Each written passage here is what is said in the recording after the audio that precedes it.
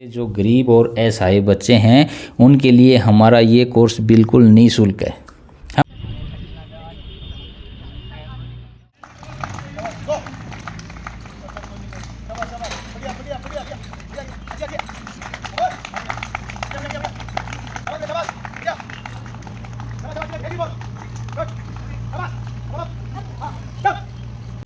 तो अभी मैं आपको मिलवाने वाला हूँ TKN फायर एंड सेफ्टी के जो डायरेक्टर हैं मनोज जी से।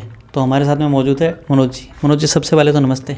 नमस्ते सर, आपको बहुत बहुत धन्यवाद जो आप हमारे संस्था पे पधारे, बहुत बहुत धन्यवाद। नमस्कार। बिल्कुल आपका भी। एक चीज़ आप हमें बताइए, अभी हमने आपको ट्रेनिंग्स वगैरह जो दिखाई थी, ये फायर एंड सेफ्टी का जो कोर्स था उसके बारे में थोड़ा सा बता दीजिए कि अगर कोई स्टूडेंट ये करता है तो उसके लिए नौकरी के अंदर क्या क्या स्कोप है, उसके बारे में थोड़ा। सर, जो फायर एंड सेफ्टी का जो क्षेत्र है वैसे तो बहुत पुराना क्षेत्र है, लेकिन इसमें जो नौकरी की जो संभावनाएं हैं उसको लेके अगर अपन चलते हैं तो बहुत अपार संभावनाएं हैं। इसमें क्या है, इतना बड़ा कोर्स नहीं है। कोर्स करने के बाद में सरकारी और गैर सरकारी दोनों ही क्षेत्र में बहुत ही ज़बरदस्त ऑप्शन हैं।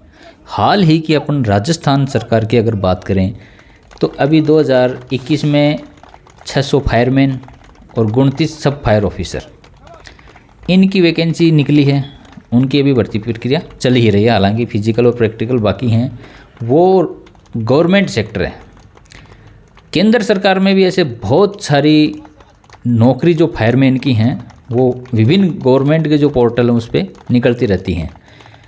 यहाँ पे क्या है, अपना जो शेखावाटी क्षेत्र है, यहाँ ज़्यादातर जो नौकरियों की अगर बात करें तो अपन जो रूटीन में चलते हैं ना, जैसे आर्मी हो गया, पुलिस हो गया, टीचर्स हो गया, ग्राम सेवक हो गया, ये जो सभी लोगों में जो भीड़ देखते हैं वो ज़्यादा दिखती है और सभी लोग उसके पीछे पड़े रहते हैं। हाई क्वालिफाइड लोग हैं तो उसी प्रकार नौकरी भी उसी में, मतलब एक ही लाइन में सभी लगे हुए हैं। आप अगर अपन राजस्थान पुलिस की बात करें तो देखते होंगे 15 लाख आवेदन चले जाते हैं। बीएड की बात करो 18 लाख आवेदन चले जाते हैं। सर, पिछली बार 2015 में फायरमैन की वैकेंसी आई राजस्थान सरकार द्वारा, 600 वैकेंसी थी सर। उसमें आप यकीन मानोगे मात्र 14,000 कुछ फॉर्म अप्लाई की पूरे राजस्थान से। अब की बार जो वैकेंसी आई है उसमें गवर्नमेंट के अनुसार या जो विज्ञप्ति के अनुसार 1,42,000 आवेदन आए थे, जिसमें से 1,05,000 करीब लोगों ने एग्ज़ाम दी है। उसके अलावा अगर बात करें, ये कुछ डेट इसमें एक्सटेंड हो गई थी। पहले 1 महीने फॉर्म भराए थे, उस टाइम मात्र 1 महीने में ओनली 41,000 आवेदन आए। फिर 10 दिन का टाइम बढ़ गया, लोगों को पता चल गया तो उन्होंने और आवेदन लगा दिए थे। इसमें क्या कि एक ऑप्शन दिया गया था कि डिप्लोमा है तो भी आप फार्म लगा सकते हो, नहीं है तो भी लगा सकते हो। तो फिर उन्होंने बिना डिप्लोमा वालों ने फॉर्म लगाए। अब आप देखने वाली बात यह है कि जो 41,000 लोग थे वही तो डिप्लोमा वाले थे। बिल्कुल। उसके बाद में जो भीड़ बढ़ी तो बिना डिप्लोमा वाले थे। हाँ। उसमें सरकार ने ऑप्शन दिया है, गवर्नमेंट ने दिया था कि यदि आप फॉर्म भर दो उसके बाद में आप रनिंग या पीयर में डिप्लोमा कर सकते हैं। तो लोगों ने एडमिशन ले लिए, विभिन्न इंस्टीट्यूट में वो डिप्लोमा कर रहे हैं, कुछ लोग पास हो गए। तो इस प्रकार से अगर अपन स्कोप की बात करें, स्कोप ज़्यादा है, भीड़ कम है। इसमें भी अगर इंडस्ट्री की बात करें अपन, गैर सरकारी क्षेत्र की, अगर क्वालिफाइड प्राइवेट नौकरी की अगर बात करें अपन, तो प्राइवेट और सरकारी की बात करो तो एक न्यूज़पेपर में मतलब 2017-18 में आया था कि सर्वे के दौरान पता चला 97% वैकेंसी खाली पड़ी है। अच्छा। फायर सेफ्टी में 97% वैकेंसी खाली पड़ी है अभी तक। विभिन्न इंडस्ट्री से, जैसे मेरे काफ़ी सारे लाइजेंड हैं, वहाँ से अगर रिपोर्ट अपन प्राप्त करते हैं तो उनको क्वालिफाइड सेफ्टी ऑफिसर नहीं मिलते हैं। फायरमैन का कोर्स करके 1 साल का कोर्स करके जो नॉर्मल बंदे होते हैं ना वो तो मिल जाते हैं, एक्सपीरियंस वाले बंदे नहीं मिलते हैं। अब जो भीड़ ने जो कोर्स करेगी फिर उनको एक्सपीरियंस होगा, कुछ लोग सरकारी के चक्कर में चले जाएंगे, कुछ भर्तियाँ देखेंगे, वापस वो सुस्त हो जाते हैं। ये कोर्स है एक टेक्निकल कोर्स है। बिल्कुल। टेक्निकल कोर्स का मतलब ये है कि आपने ये कोर्स किया, कोर्स करने के बाद में आप सरकारी नौकरी आती है तो ठीक नहीं, अपना प्राइवेट क्षेत्र में जाएं। अब प्राइवेट सरकारी क्षेत्र की अगर बात करें तो देखो, नगर निकाय में जो फायर स्टेशन है जो फायर की गाड़ी होती है वहाँ ट्रेंड स्टाफ होता है, वो फायरमैन यहीं से हमारे यहाँ से पढ़ते हैं, उसके बाद में एग्ज़ाम देते हैं और वो क्वालिफाई होके लग जाते हैं। झुंझुनू की अगर बात करें अपन, झुंझुनू नगर परिषद में हमारे 8 फायरमैन हमारे इंस्टीट्यूट द्वारा पिछली भर्ती में क्वालिफाई, एक फायर स्टेशन पे 8 फायरमैन अभी ऑन ड्यूटी हैं सरकारी क्षेत्र में। उसके अलावा खेतड़ी, पिलानी, चिड़ावा, विभिन्न राजस्थान के अलग अलग नगर पालिकाओं में देखोगे काफ़ी सारे स्टूडेंट हमारे लगे हुए हैं। टोटल प्लेसमेंट की अगर बात करें 500 से ज़्यादा स्टूडेंट हमारे सरकारी प्लस गैर सरकारी दोनों में अभी तक नौकरी कर चुके हैं। मतलब प्लेसमेंट का जो रुझान है या जो दमखम है वो हमने बहुत ज़्यादा दिया है। वो कैसे हुआ कि हम जो पढ़ाई करवाते, आज आपने देखा भी होगा, लाइव भी देखा आपने, आपके चैनल पे लाइव भी चला है कि फिजिकल के अलावा जो प्रैक्टिकल एक्टिविटी हैं वो कितनी भयंकर तरीके से करवाई।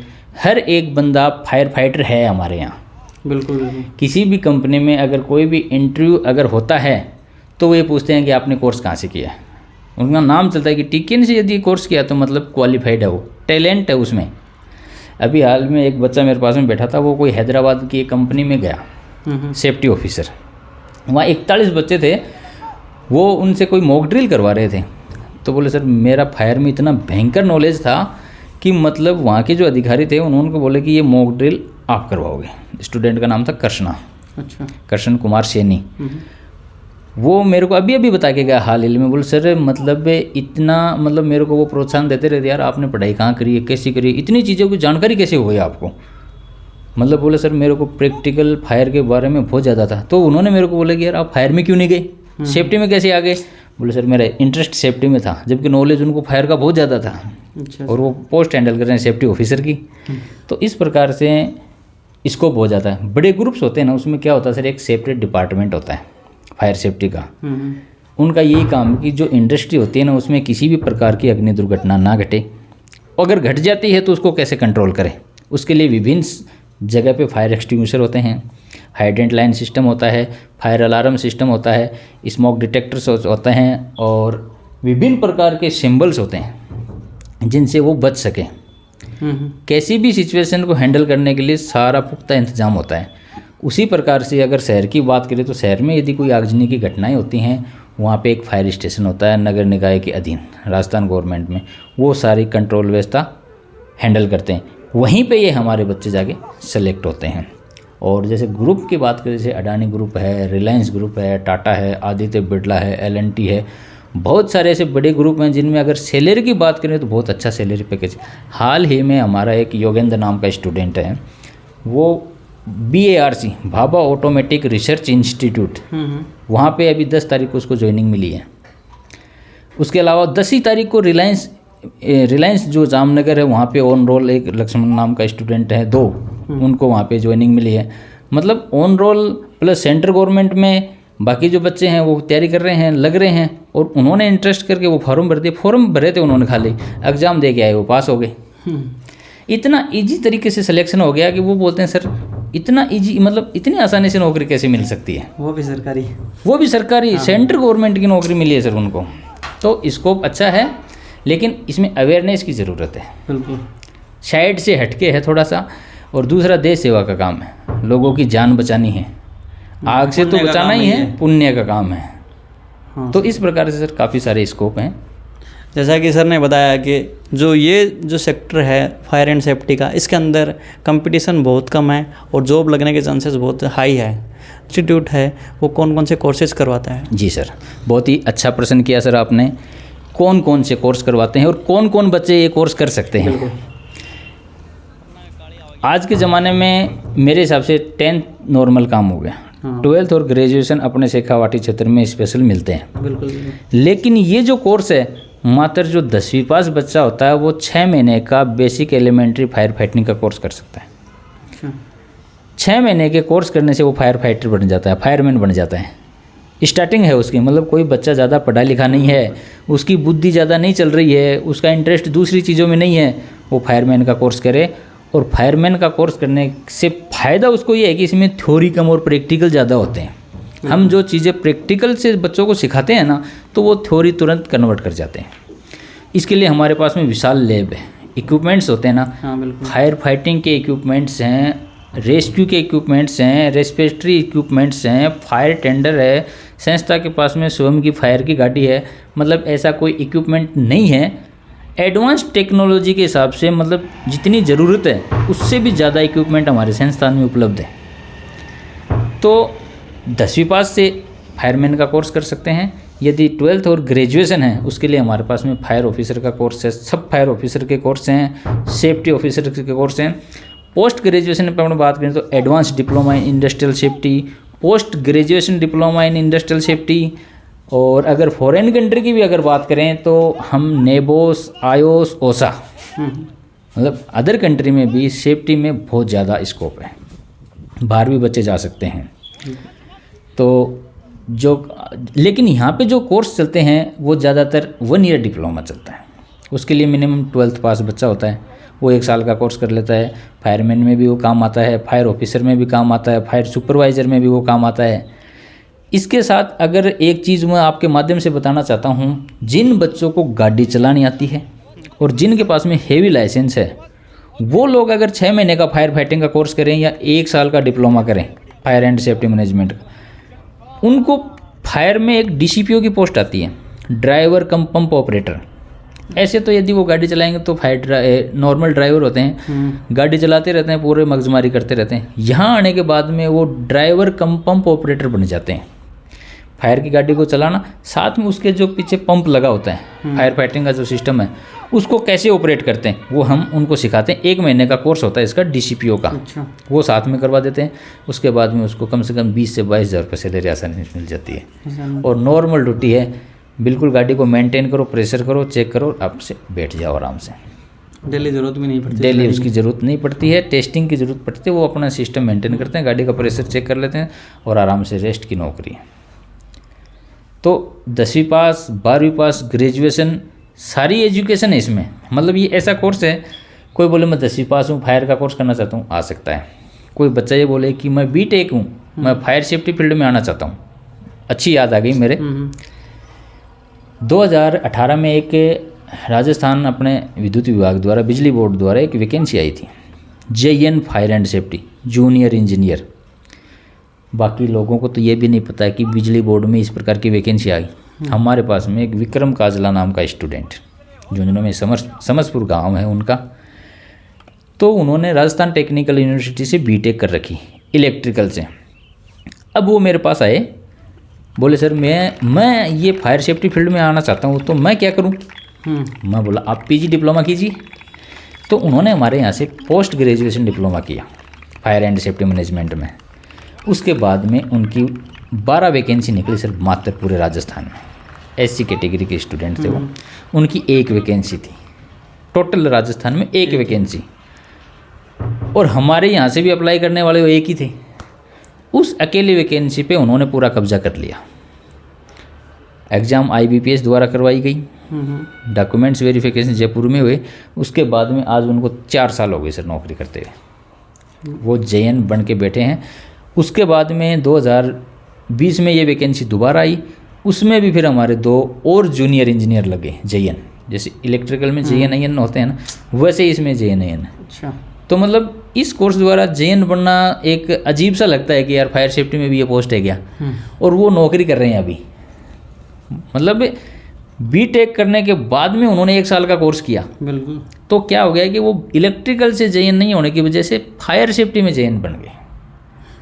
इलेक्ट्रिकल का नॉलेज था प्लस फायर सेफ्टी का नॉलेज था, तो दोनों चीज़ें उन्होंने कवर करी हैं। तो ये एक बहुत अच्छी चीज़ है। ये मतलब आपके चैनल के माध्यम से बहुत सारे लोगों को इस चीज़ से जानकारी मिलेगी कि क्या B.Tech करने के बाद भी फायर सेफ्टी का कोर्स कर सकते हैं। मैं सर आपको बताऊं, मैंने PhD जो स्टूडेंट जिन्होंने PhD कर रखी है ना, उनको भी फायर सेफ्टी का कोर्स करवा दिया।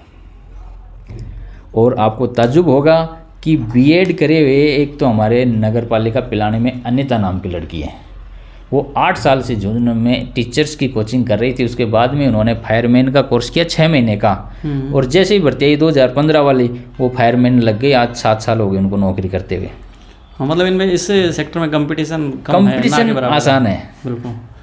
B.Ed करे हुए, ITI करे हुए, पॉलिटेक्निक करे हुए, B.Tech करे हुए, कोई भी बच्चे इसमें ये कोर्स कर सकते हैं। कोर्स करने के बाद में उनका जो फील्ड है वो फायर सेफ्टी का रहेगा।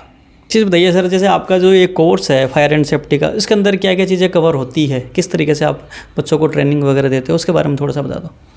ये भी सर बहुत अच्छी बात पूछी आज आपने कि मतलब कोर्स के दौरान क्या सिखाते हैं हम उनको, क्या पढ़ाते हैं। ये एक बहुत ही लाजमी प्रश्न है। जैसे अपन 10th पास करते हैं तो वो सिलेबस अलग है, ITI करते हैं तो टेक्निकल चीज़ें अलग हैं, नर्सिंग करते हैं तो उनका अलग सेगमेंट है, आयुर्वेद वालों का अलग सेगमेंट है। तो फायर सेफ्टी में सर मैं आपको बता देता हूँ, इस फील्ड में कोर्स करने के दौरान एक तो बोरियत महसूस नहीं होती है। अच्छा। जो बच्चा एडमिशन लेता है ना, जब तक तो वो सोचता होगा कि मैं ये कोर्स करूं नहीं करूं, क्या है, आग लग जाएगी, कौन बुझाएगा, क्या करना पड़ेगा। लेकिन हम यहाँ सर क्या करते हैं कि जब बच्चा हमारे पास में सबसे पहले आता है ना, तो उनको सबसे पहला सब्जेक्ट रहता है व्हाट इज़ द फायर। उनको सबसे पहला चैप्टर ये बताते हैं कि आग क्या होती है, कैसे वो बनती है, कैसे वो फैलती है। मतलब हम जो पढ़ाई करवाते हैं ना, वो सबसे पहले तो फायर के बारे में चलती है। फिर उसके विभिन्न प्रकार निकल जाते हैं, उनके इक्विपमेंट जो यूज होते हैं वो कौन कौन से होते हैं, उनका नाम, उनका स्टैंडर्ड, उनके IS स्टैंडर्ड, उनके मैक, उनके क्वांटिटी, कैपेसिटी, सब चीज़ें उनको पता चलती है। मतलब सपोज करें अपन, जैसे आग है वो कैसे फैलती है, कपड़े में लग जाएगी तो क्या करेंगे, तेल में लग जाएगी तो क्या करेंगे, गैस में लग जाएगी तो क्या करेंगे, मेटल में लग जाएगी तो क्या करेंगे। फिर इसको बुझाने के लिए विभिन्न प्रकार की इक्विपमेंट है। जैसे स्टार्टिंग करें अपन फायर एक्सटिंग्विशर से। अब फायर एक्सटिंग्विशर देखने में अपन जैसे ट्रेनिंग दे दी है, फायर का सिलेंडर है, एक्सटिंग्विशर है, इसको चलाया, खोला, काम हो गया।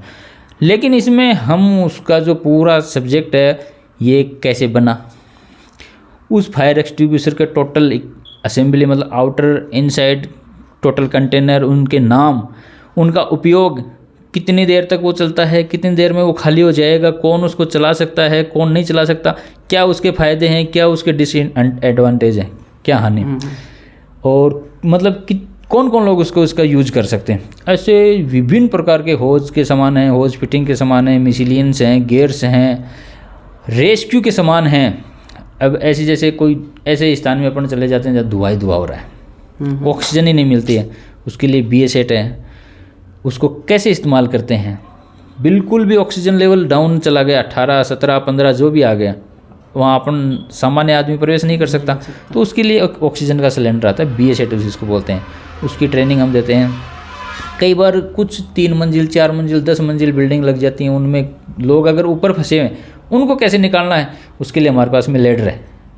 लेडर के उपयोग कैसे करते हैं, सीधे भी करते हैं, पुल बनाने के लिए करते हैं, मतलब स्ट्रक्चर के रूप में करते हैं। एक एक चीज़ के मल्टी उपयोग होते हैं यहाँ पे, मतलब सारे रास्ते बंद हो जाते हैं ना। मेरे कहने का मतलब ये है कि अपन कोई रेजिडेंसी में रह रहे हैं और वहाँ आप एक खबर फैला दो कि इस बिल्डिंग में आग लग गई, तो आपको वहाँ नज़ारा ये मिलेगा कि 5 मिनट में पूरी बिल्डिंग खाली।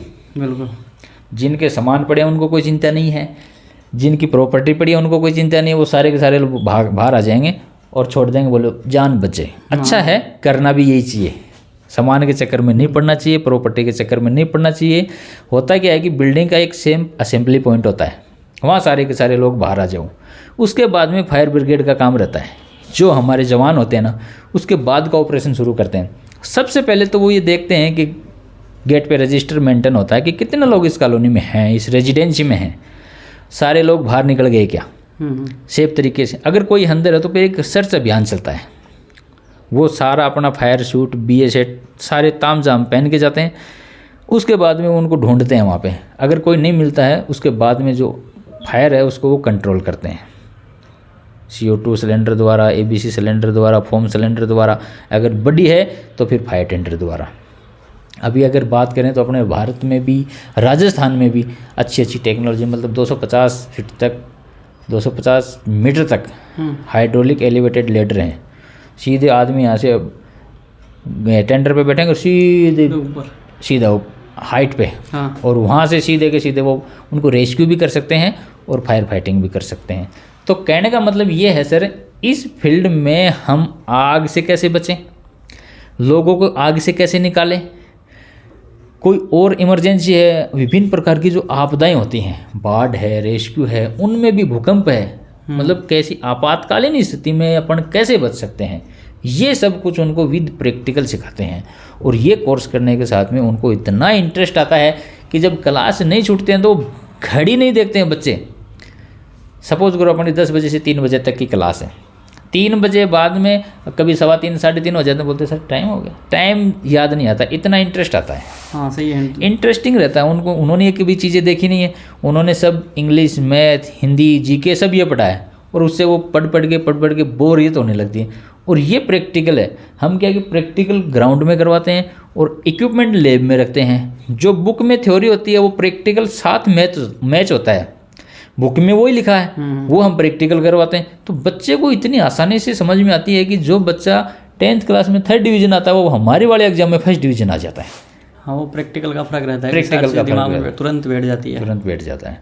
इसके अलावा हम उनकी स्पेशल विजिट भी करवाते हैं। जैसे हमारे पास में इंडियन ऑयल कॉरपोरेशन है, कंस्ट्रक्शन के जो बच्चे होते हैं तो कंस्ट्रक्शन के जो प्रोजेक्ट चलते हैं वहाँ पावर सेक्शन होते हैं, दिल्ली है, मुंबई है, हैदराबाद है, या फिर बड़ी बड़ी जो कंपनियों के प्रोजेक्ट हैं वहाँ हम अटैचमेंट के लिए भेजते हैं बच्चों को। रिलायंस में जैसे शटडाउन चलता है वहाँ पे बच्चे चले जाते हैं, वहाँ उनको 1 महीने का वो अच्छा नॉलेज मिलता है सीखने के लिए, करवाते हैं। 6 महीने की जो फीस है उसका पढ़ाना, लिखाना, एग्ज़ाम, प्रैक्टिकल, थ्योरी, टोटल खर्चा उसका 25,000 रुपये होता है 6 महीने का। 1 साल की जो फीस है वो हमारी 40,000 रुपये रहती है।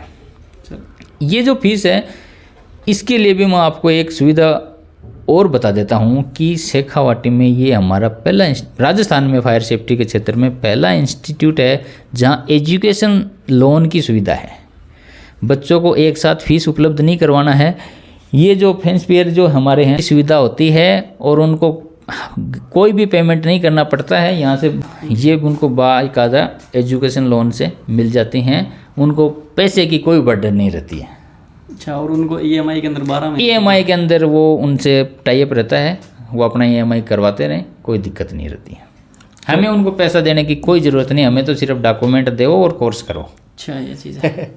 तो अभी सर ने, मनोज जी ने हमें बहुत ही अच्छी इन्फॉर्मेशन शेयर करी है, जिसके अंदर उन्होंने फायर एंड सेफ्टी के अंदर जो स्कोप है वो बताए हैं, किस तरीके से ट्रेनिंग दी जाती है, साथ में जो फीस, अगर कोई लड़का या फिर स्टूडेंट ऐसा भी है जिनके पास फीस वगैरह की दिक्कत है तो EMI का ऑप्शन भी उपलब्ध है। तो आई होप ये आपको इन्फॉर्मेशन अच्छी लगी होगी। तो मनोज जी धन्यवाद, बहुत बहुत शुक्रिया। और सर जो आप EMI की जो बात करें, मैं आपको एक छोटी सी चीज़ और बता देता हूँ। संस्थान की तरफ से जो गरीब और असहाय बच्चे हैं उनके लिए हमारा ये कोर्स बिल्कुल निःशुल्क है। हम उनसे किसी भी प्रकार का कोई चार्ज नहीं लेते हैं। और जो हमारी ट्रेनिंग्स और मॉक ड्रिल होती हैं वो पूरी तरह से निःशुल्क होती हैं। कोई भी संस्थान, हॉस्पिटल, मॉल, कॉम्प्लेक्स, इनके जो ओनर्स हैं हमें बता सकते हैं, वो चाहें तो हम उनके कैंपस में जाके, तेल के पैसे भी नहीं लेते सर, डीजल भी नहीं चाहिए, हम निःशुल्क जाके वहाँ पे बच्चों को मोटिवेट करेंगे, ट्रेनिंग देंगे, प्रैक्टिकल करवाएंगे, फायर सेफ्टी के बारे में उनको जागरूक करेंगे ताकि उनके जीवन में वो चीज़ें काम आ सकें।